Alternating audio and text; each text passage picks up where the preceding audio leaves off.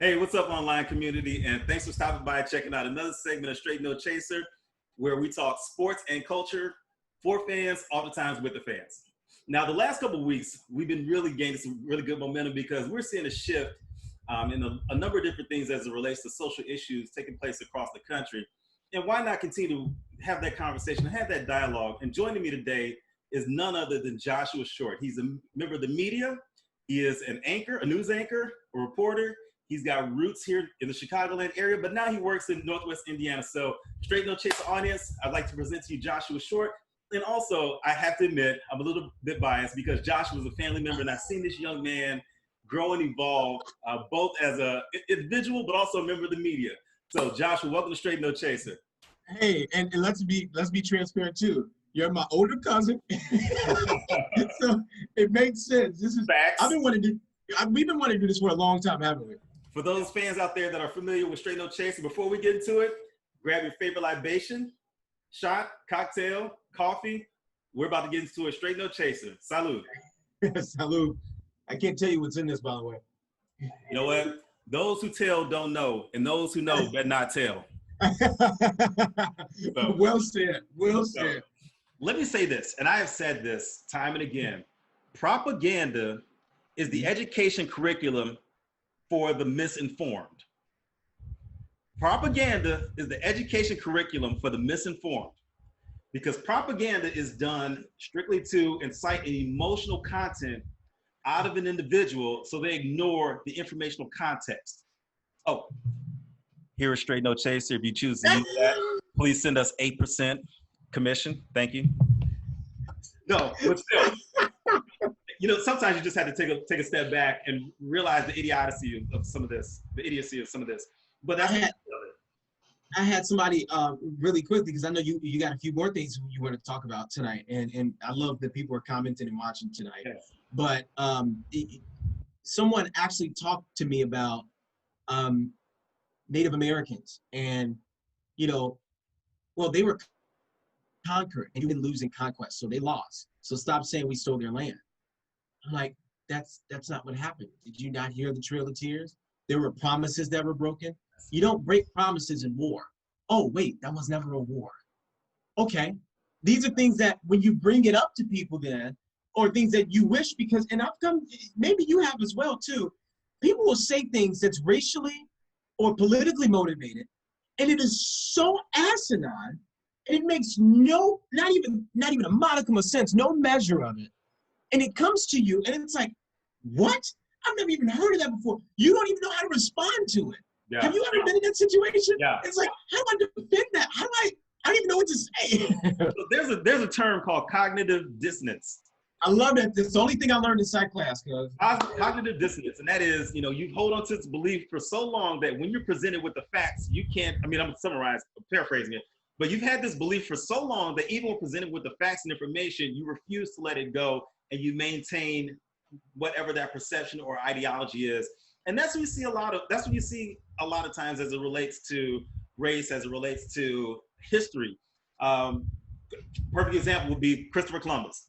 Right here, right now, we're in the middle of the Christopher Columbus statues being removed. I know several were removed in Chicago.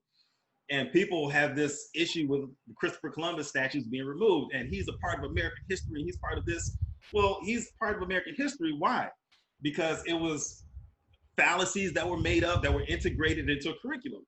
But when you find out the reality of it, that he never set foot in America, that he was his men actually rebelled against him, and he was tried. And just so you know, and for people out there, what Christopher Columbus did, also what happened during the Civil War and other things during American history, they would not even be allowed to happen these days under the Geneva Convention. So we're talking about a level of brutality unlike anything that we've seen in our generation. So this it wasn't like we learned in a textbook and we were programmed through education by learning and saying, hey, this is after they shook hands, they had this great Thanksgiving Day meal, and Christopher Columbus came, and he brought the mac and cheese, and John Smith brought no, it wasn't like that. You realize Southwest mac and cheese, the world famous Southwest mac and cheese. But I never knew it until several years ago that Christopher Columbus never set foot in America. You know, he did some things in Central America and some other countries in the Caribbean, but he never set foot in America. His own men rebelled and turned against him, and he was tried for crimes against humanity. So, and he was exiled. I mean, these are things that you don't know because history has been written and rewritten and manipulated ways that, you know, it smooths those things over. It integrates what wants to be integrated, and it omits what people want to omit. I was just reading something several months ago, and it was a school district in Texas that they are what's the word I'm looking for? They're, for lack of a better term, redescribing slavery, and they're saying that they were brought here for job opportunities. They have also chosen to remove Hillary Clinton and Frank, and there was someone else from the women's suffrage, as well as several other Black leaders or Black individuals from Black History Month curriculum as well. So now you're talking about a generation that does not have that information, and then subsequently another generation that's going to go on, and who knows how much they're going to remove. And now that history has been lost. So you wonder why history continues to repeat itself, because now you have these intentional, omissions and intentional insertions or reclassifications or new definitions of events and occurrences. And you wonder why we're in a situation where we're repeating ourselves. Everything that's happening now has happened. If you look at from the political side, through the civil rights side, through the racial tension side, this is not new. It's new to us, but it's reached a fever pitch during our lifetime because now there seems to be more awareness because more information is out there, and now people are starting to realize that some of the things that we've been taught or that we've learned aren't necessarily the truth. As a student of Howard Zinn, at least his book, not him personally, but his book, you learn so much about the naked truth. And I talked about there's a difference between truth and fact. You know, you can say that one thing is factual, but it may not be true, and vice versa. And if you don't understand it, the one example I always use is when I say you and I are the same as Gwyneth Paltrow. Even though she's white and me and you have a Black pigmentation, we are the same person DNA-wise. We're the same person. Ignoring this complexion, which was based on where we are located, based on the sun's rays and everything, all biologically and DNA-wise, we are the same. There is no difference. It's just a color that was created by the sun. And then classism began that, right? But that's people don't realize it.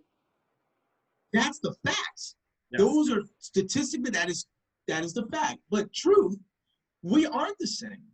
And you know, people like to say, you are where you are. Yeah, but even me being where I am, I'm still trying to be better than my colleagues because my talent itself isn't going to put me there. So I've got to work 10 times harder than the person next to me who may be of a different pigmentation. That's the truth. Yeah. That's the cold hard truth. And that's why we need to have these discussions a little bit more in school, because otherwise people are going to be growing up with their parents' points of view about racism and about Black Lives Matter and about certain movements, and that's going to infiltrate their minds, and they're not going to think that they need to learn all this other stuff.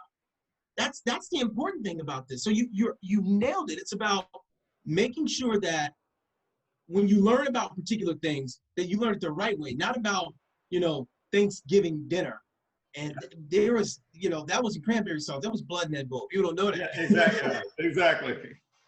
You know, and real quick, one of the comments, shout out to Dennis Sibit. He's a frequent contributor to the show. And his comment is right on point. The new learning is unlearning.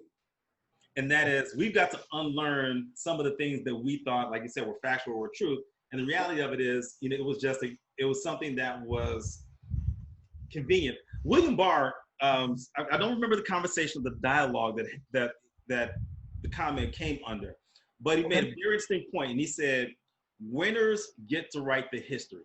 And it wasn't anything related to race or anything like that. I forgot what the topic was, but he made a comment, Attorney General William Barr, during the interview, and I don't remember what the topic was, but he made the comment, winners get to write the history.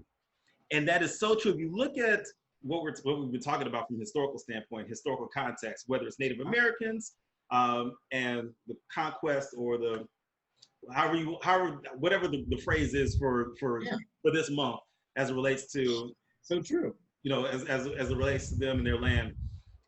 African Americans in slavery, the history has been written by the victors, and unfortunately, it's not the most accurate depiction as we're learning. So, Dennis Sidbit, shout out to you. Always a frequent contributor. You nailed it. The, I wanted to mention, you said it. I remember the quote. I couldn't remember the interview. It was a CBS This Morning interview. I just looked it up. okay. And Attorney General William Barr said, quote, "History is written by the winners." Yes. And it's a much deeper quote than that. That just makes you say, "Oh my God." And he said it with a sly smile. but that shows the ideology in terms of how history is presented and how history is projected. People are educated on it and how it moves forward. That's the telltale sign right there. So this is a great conversation. I'm so glad we're doing this.